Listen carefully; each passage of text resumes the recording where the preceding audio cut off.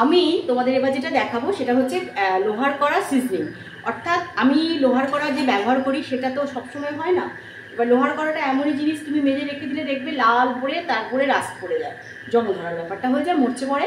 তো আমি তো কদিন কলকাতায় চলে গেছিলাম, আর তখন মনে নেই যে একটুখানি ওইভাবে করে দিয়ে যাবো। তো তোমরা ধরো কোনোদিন কড়াতে ব্যবহার করছো ঠিক আছে, এবার কখনো মনে হলো যে কড়াটা আমি এখন ব্যবহার করবো না, কদিন আমি ইউজ করবো না, তখন কিভাবে কড়াটা সিজনিং করবে এই দেখো দেখে নিচ্ছি। তো এমনিতে আমাদের তো যখন আমরা তেলগুলো ব্যবহার করি, তেলের সেই পাউচটা তো লাস্টের দিকে তো থেকেই যায়। তো এই যে দেখবে অনেকটাই থাকে তার মধ্যে। তো সেভাবে এই দেখো আমি কেটে নিয়েছি, কেটে নিয়ে এটাকে পুরো আমি যখনই ধরো একটা তেলের যখন শেষ হয়ে গেল, যখন নতুন করে তেল আমি কাটি তেলের পাউচ, তো এটাকে ফেলে দিই না, এটা তো নষ্ট হয় না। অনেকে আবার এটাকে পোড়াও করবে না, ভীষণ খারাপ জিনিস এটা, যে পুড়ে ধোঁয়াটা না ভীষণ ক্ষতিকর, ভীষণ। অনেকে দেখবে রান্না করছে তো করতে করতেই তেলের এইগুলো তার মধ্যে ফেলতে থাকছে, একদম না। তেল প্লাস্টিকের, কোনো প্লাস্টিক এই জিনিস কোনোভাবে পোড়াবে না। তো এই দেখো আমি যেটুকু তেল আমার রেসিডিউ ছিল সেই তেলটা দিয়ে ভালো করে আমি কড়াটাকে মাখিয়ে রেখে দিলাম। এখন কিন্তু যদি আমি এবারে এই কড়াটা এরকম থাকা মানে তোমরা কোনোভাবে জং করবে না। তো আমি একটু ভুলে গেছিলাম কলকাতা চলে যাওয়ার আগে এরকম করে দিয়ে যাইনি, তার ফলে আজকে আমার এই অবস্থা হয়েছে।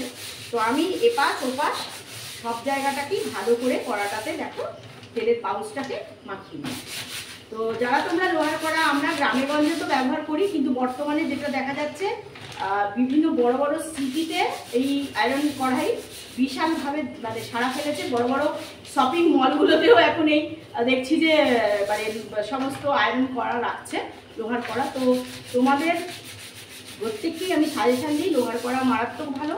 আমার ননস্টিকটা তো খুব খারাপ হয়ে গেছে। একজন আমার ভিউয়ার্স আমাকে দিদির আমাকে মেসেজ করেছিল যে দিদি ওটা চেঞ্জ করো, সত্যি কথাই ওটা একদমই চেঞ্জ করার জায়গায় চলে এসেছে। আর আমি হকিন্সের সেট কিনেছি, কিন্তু কী বলো তো এবার রেগুলারে দেখালো তো ওটাতে আমার সব থেকে কী হয়, ঘিটা ভালো হয়।